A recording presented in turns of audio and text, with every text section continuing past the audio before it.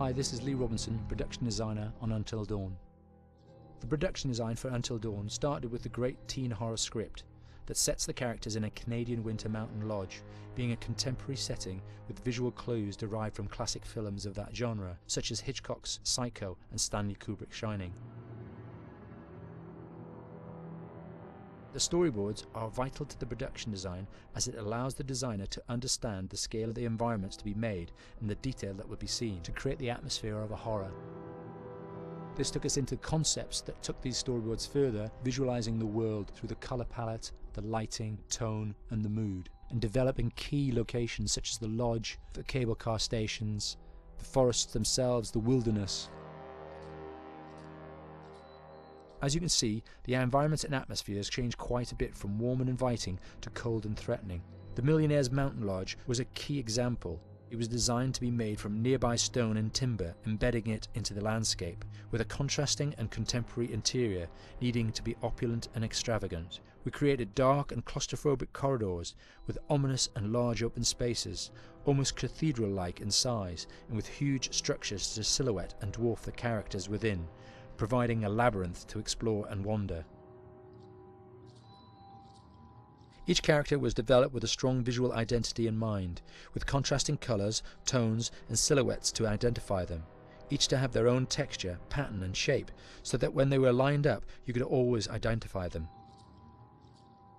The costume designs allowed a range of clothes that would suit them for the cold winter weather, but also have an element of style and individualism, so that the audience could look at them and relate, recognizing themselves within them.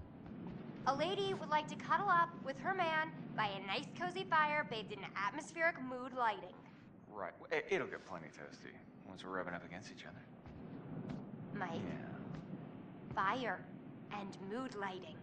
Yes. Working with the lighting artists, we really brought the look and feel of the world together, and this required a thorough understanding of the visual language of teen horror. A key scene was where all the characters emerge out of the rear of the lodge chasing Hannah. A contrast is evident straight away from the exterior wilderness to the warmth of the lodge. The attention to character lighting here is through the bounce and rim lighting, accented colours and composition, creating characters that come from the dark into the light and back again with an emotional effect. Guys, there's someone outside. What the hell? Hannah! What's going on? Where's my sister going? It's fine. She just can't take a joke. It was just a prank, Han.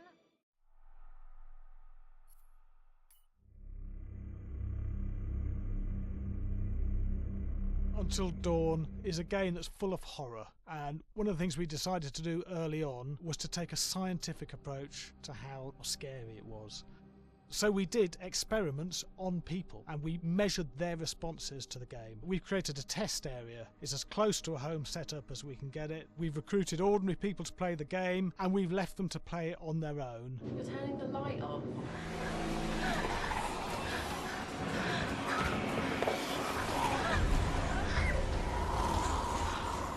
The only difference is it's rigged with cameras and microphones that relay the data through to the next room where people are watching them play.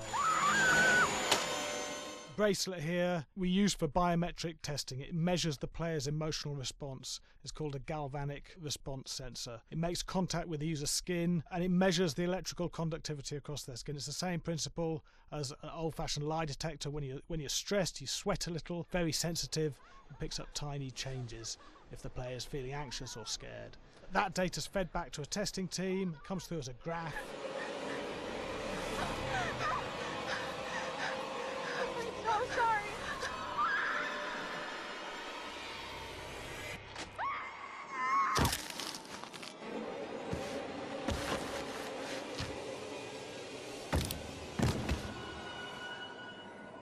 There's no point testing one or two people, you have to test a lot of people. Watch your step.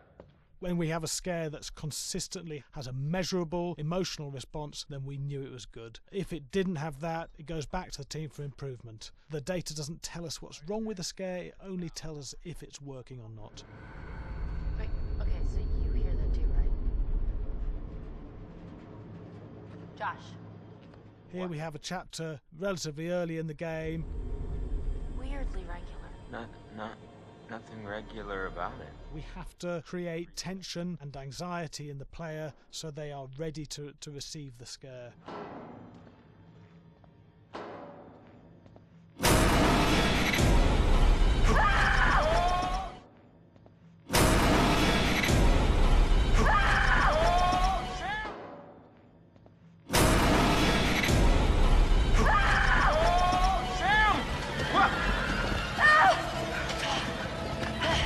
Give the player time to recover, to cool down, to calm down, and then start building the tension again before we do the next scare. Hey. What? Hey. What the hell? Ooh, you just got mugged.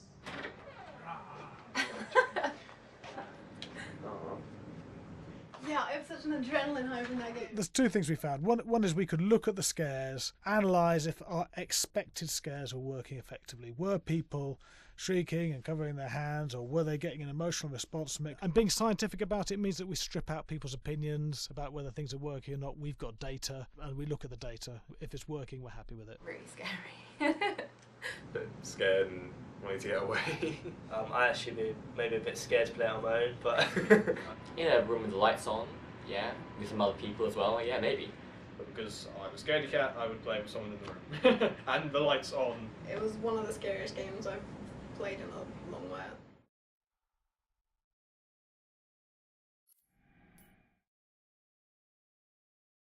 Hi, Larry. Hey, Graham. Hi, my name is Graham Resnick. I'm a filmmaker, writer, director, sound designer, and I started working with Larry Fessenden about 10, 15 years ago through my friend Ty West, who I grew up with, and have done a lot of sound design with on his films. And he was producing Ty's films at the time, and Ty introduced me to Larry. Larry produced my first feature, and we've written together on several projects. My name is Larry Fessenden. I'm a filmmaker.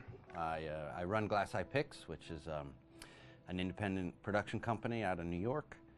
We make indie movies, a lot of scary movies as well. I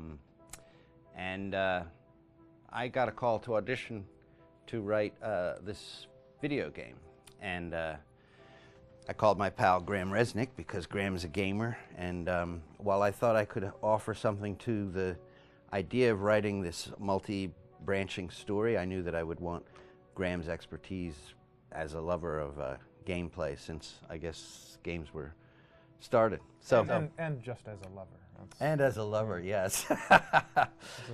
Which is why there's so many sex jokes in the game. There was one Italian website that did say the Larry that's Fessenden right. and Graham Resnick, the two lovers behind Until Dawn. Come here. Maybe I know how to handle you too. I am definitely ready to be handled. So I wanted Graham by my side. Yeah, and we got the gig, and it's hell yeah. Oh my god. She's taking her shirt off. What? Oh my god! Matt, what are you doing here? Hannah. I'm sorry, Hannah. This all got Don't out of mind, hand, just but So in the game, the basic setup is that a year prior to the game's start, all these kids had gone up to a ski lodge that was owned by the parents of one of the kids, or a couple of the kids, and some of the teenagers played a prank on some of the other teenagers, and the terrible tragedy occurred when a few of them, two sisters, ran out into a blizzard, and were never seen from again.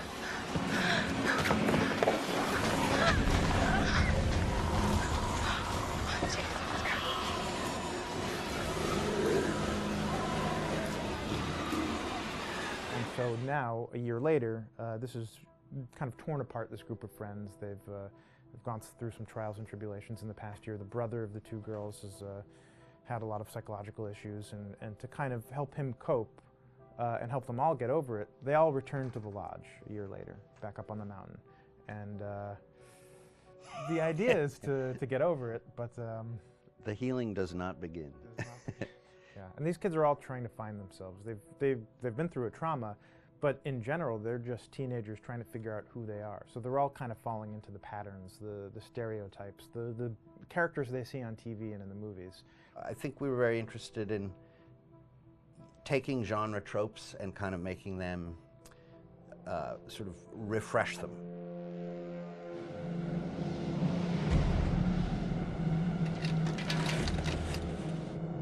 Hey, did you see that? Dad said it'd just be us this weekend. We're familiar with how slasher movies work. Most people have seen some horror movies, and we have established notions and preconceptions about the roles of the players in horror movies and how they talk and how they get killed and how they have sex. And to bring you into the game that way and then subvert a lot of those expectations was kind of our goal. They're haunted by some incident that happened in their past, which I think you pretty much figure out that that's going to have a role in their interaction. Yeah, so I think what was fun was we take some sort of stock characters and we try to give them some shape, but at least at the beginning they're recognizable in the way of groups of friends. There's, the jock and the bitchy girl and the rivalries between everyone. And oh my gosh. And really fun characters too. Like we just had so much fun living in the minds of these characters through writing the script. What do you think? Jesus! It was fun. I think we were looking to get that kind of banter that you see both in movies, but also that you absolutely have with friends, and sort of those inside jokes. And of course, as writers and as friends ourselves, we sort of developed little tracks, and we try to give the characters that kind of vibe.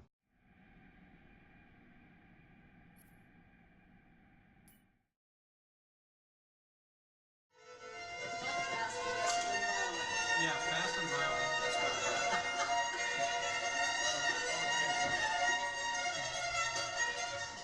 All right, from the top.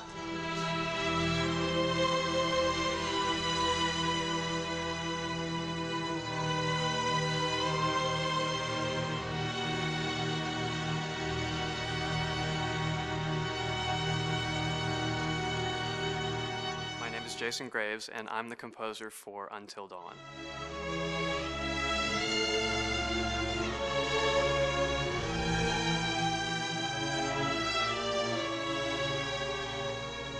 I've been involved with Until Dawn for about a year now.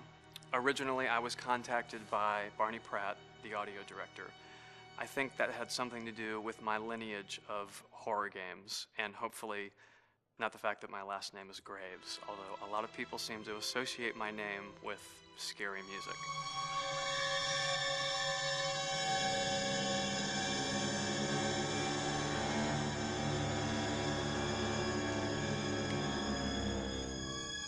One of the things that was really exciting about working with Barney and the team at Supermassive is they really wanted something unique for the music. They wanted the music to stand out and be a character on its own in the game.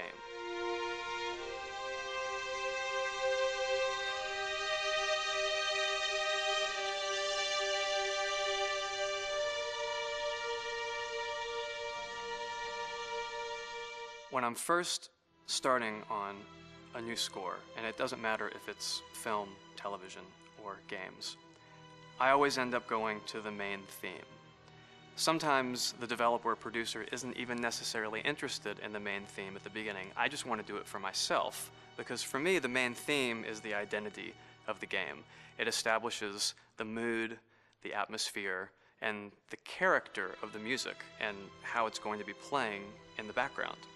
And that's what we did with Until Dawn. That was actually my demo pitch to Supermassive Games. I put a main theme together, recorded all the instruments at my studio, and sent it to them. And they liked it. We actually ended up recording that exact theme, all the instruments and everything, live here at Ocean Way probably 9 months ago. And that's what we've been using in all the demos for the game, and that's the final version of the theme that is the main theme that you'll hear on the menus and in some key pieces of gameplay.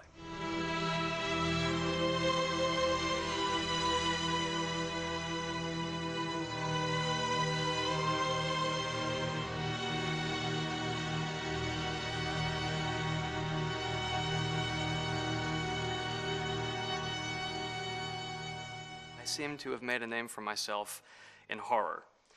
And there's something about scary music, I think it's maybe the lack of rules. The biggest rule in scary music is there are no rules, so you can do anything you want, and actually, if you end up doing things that don't feel like they would work out together, they kind of clash, and it ends up being even more effective for scary music. So that's what really drew me to Until Dawn, was the textures, plus writing thematic material that is interwoven with the scary textures. I haven't really done anything like that before. Usually it was just all tension all the time, and that's fun and it's great. But I'm actually at heart a very melodic composer. That's the kind of music I love listening to, and that's the kind of music I love writing. That's the kind of music I got to work on in Until Dawn. Very nice. Same thing.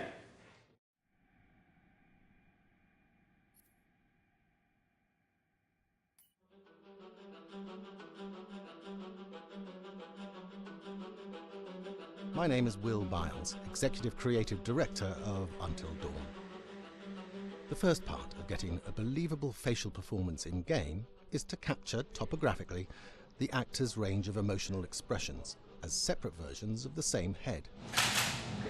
Every tiny nuance gets digitized and merged, effectively creating a model that can recreate every facial movement that the actor makes.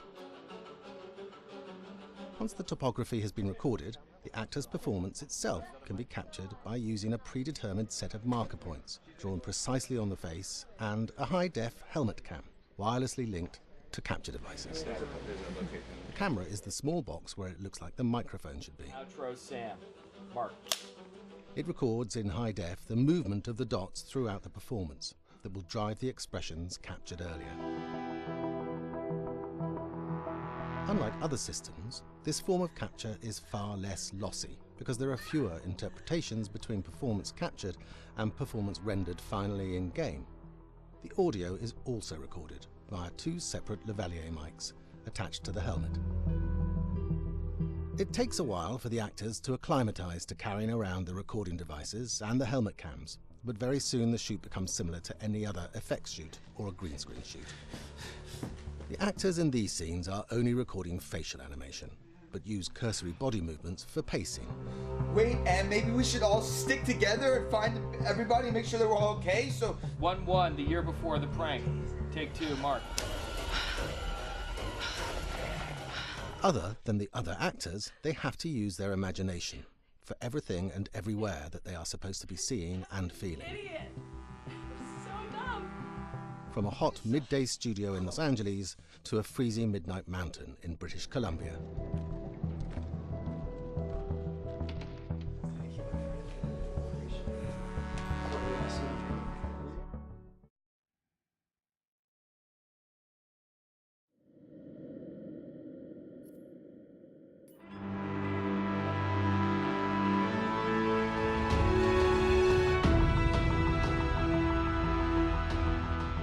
Until Dawn has a dynamic, ever-changing story, the facial performances and the body performances are recorded separately with different systems.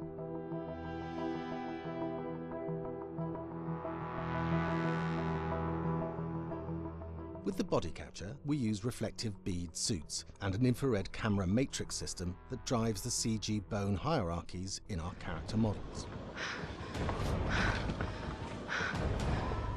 These performances cover everything from character locomotion, scene-specific performances and stunt work, most of which was recorded at studios in Pinewood and Shepperton, near London.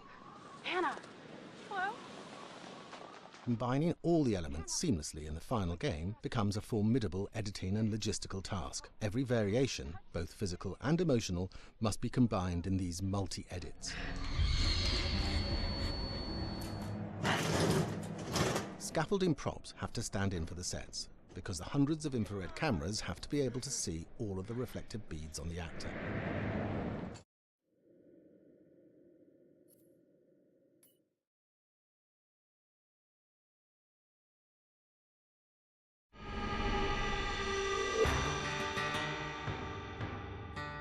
America's Northwoods border region. Within this land of 10,000 lakes and miles of dense timber, a hideous creature is believed to lurk. The Northwoods is probably one of the last frontiers in America. There's still a lot of places in this area that hasn't been set foot by man.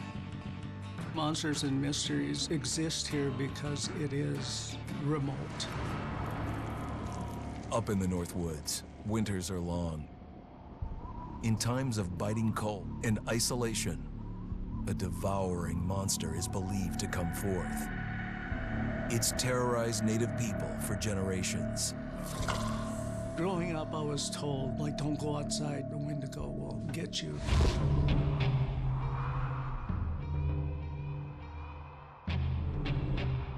Among the traditions of the northern Algonquin tribes is the Wendigo, a monster that can seize hold of a person to carry out its hunger for human flesh. Many Native Americans fear even talking about this Wendigo, and even the mention of the name will let the Wendigo find out where you are, and it will open you up to be possessed by this Wendigo. The most famous case of a Wendigo possession took place in 1879. In the deep woods outside of Edmonton, Alberta. Swift Runner, a Cree Indian, was a trapper and a guide. He had left town the previous autumn with his wife, 6 children, and his mother. But when Swift Runner returned in spring, he was alone. Swift Runner came into a nearby village telling this heartbreaking tale. I had to watch them starve to death. Of his family being killed by starvation, and that he was the only survivor. My whole family gone. It wasn't hard to understand a family falling victim to a brutal winter. To even not. Yet something was suspicious about Swift Runner. He was a strapping man, and he came into town weighing over 200 pounds. It didn't look like somebody who had just weathered a terrible winter. He wasn't malnourished, didn't look like he was starving. He looked healthier than ever. After a few nights, it became clear that something was wrong. He started having night terrors, screaming in his sleep. I am the Wendigo! Villagers alerted the police. Swift Runner actually guided them back to his winter cabin.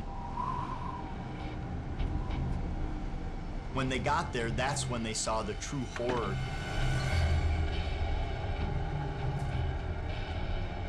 Human skulls were scattered around, many bones, some of which had been snapped in half, and the marrow inside had been drained. They had never seen anything like it. Swift Runner had killed his entire family, shooting them, hitting them with an axe, strangling, and then eating most of their bodies.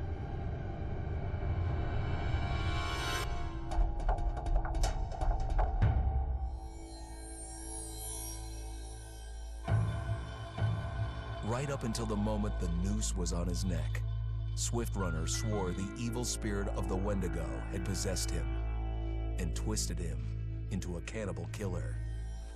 When he was on the gallows, Swift Runner himself said, "I am no longer a man."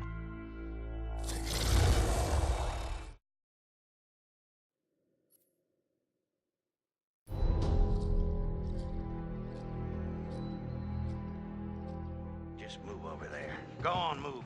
Let me say what I came to say. I'm here to tell you what you're up against being back on this mountain. You should never have returned.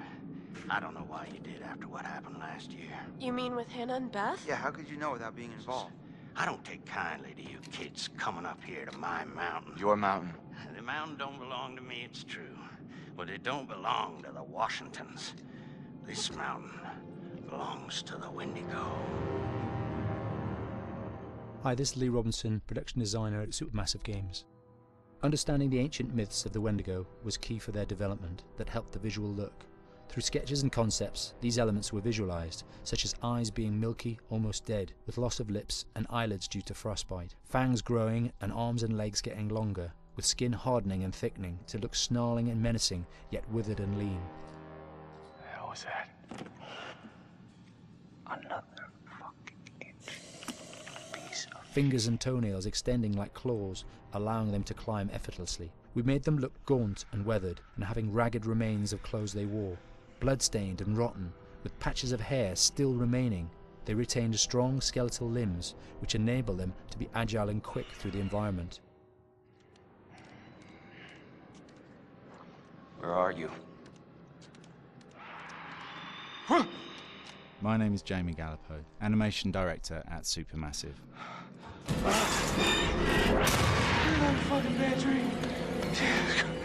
The overall direction on the creature was to be very strong, to be extremely fast. We wanted a spider-like movement to the creature. 1 minute scampering to leaping and then crawling, almost instantaneous. And finally, we wanted the creature to have this real, uncontrollable thirst for flesh.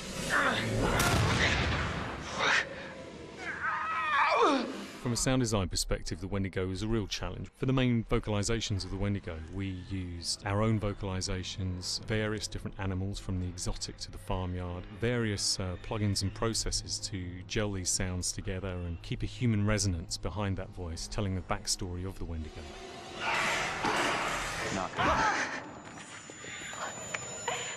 During the chase sequences, the anger of the Wendigo is felt by encircling breaths, screams and screeches that essentially chase you as you're being chased by the Wendigo.